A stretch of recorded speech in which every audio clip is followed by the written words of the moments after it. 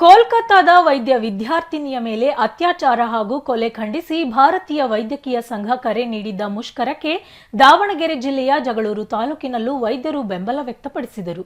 ತಾಲೂಕು ಆಸ್ಪತ್ರೆ ಸೇರಿದಂತೆ ಖಾಸಗಿ ಆಸ್ಪತ್ರೆಗಳಲ್ಲಿ ತುರ್ತು ಸೇವೆಗಳನ್ನು ಹೊರತುಪಡಿಸಿ ಉಳಿದ ಸೇವೆಗಳನ್ನು ಬಂದ್ ಮಾಡಿದ್ದರಿಂದ ರೋಗಿಗಳು ಪರದಾಡಬೇಕಾಯಿತು.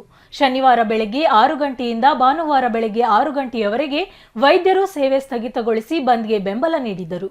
ಆಸ್ಪತ್ರೆ ಓಪಿಡಿ ಬಂದ್ ಮಾಡಿದ್ದರಿಂದ ರೋಗಿಗಳು ಸಮಸ್ಯೆ ಅನುಭವಿಸಬೇಕಾಯಿತು.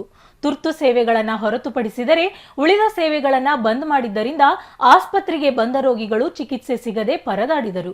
ಜಗಳೂರು, ಕೂಡ್ಲಿಗಿ, ಕಾನಹೊಸಳ್ಳಿ ಸೇರಿದಂತೆ ಸುತ್ತಮುತ್ತಲ ಗ್ರಾಮಗಳ ರೋಗಿಗಳು ತಾಲೂಕು ಆಸ್ಪತ್ರೆಯನ್ನ ಅವಲಂಬಿಸಿದ್ದು, ಆಸ್ಪತ್ರೆಯಲ್ಲಿ ಓಪಿಡಿ ಬಂದ್ ಆಗಿದ್ದರಿಂದ ಚಿಕಿತ್ಸೆ ಸಿಗದೆ ರೋಗಿಗಳು ವಾಪಸ್ಸಾದರು.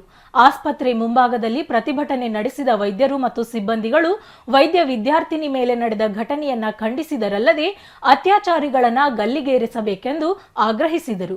ಅಷ್ಟೇ ಅಲ್ಲದೆ ವೈದ್ಯರಿಗೆ ಭದ್ರತೆ ನೀಡುವಂತೆ ಮನವಿ ಮಾಡಿದರು.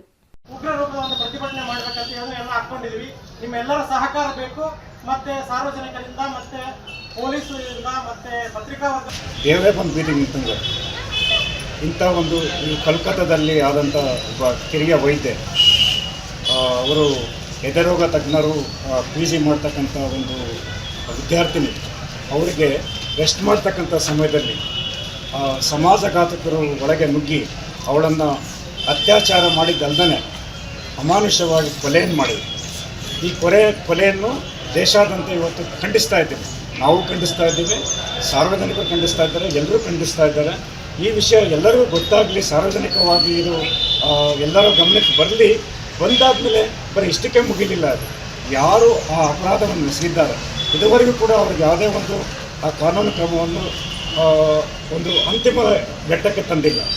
ಈಗ ಏನು ಮಾಡಬೇಕು ಅಂದರೆ ನಮ್ಮೆಲ್ಲರ ಆಸೆ ಏನು, ನಮ್ಮೆಲ್ಲರ ಉದ್ದೇಶ ಏನು ಅಂತಂದರೆ, ಆ ಒಂದು ಯಾವ ಕಡಕ ಇದ್ದಾನೆ ಅವನಿಗೆ ಈ ಅತ್ಯಂತ ಘೋರವಾದ ಶಿಕ್ಷೆ ಅಂದರೆ ಗಲ್ಲು ಶಿಕ್ಷೆ. ಯಾರು ಹತ್ಯೆ ಮಾಡುತ್ತಾನೆ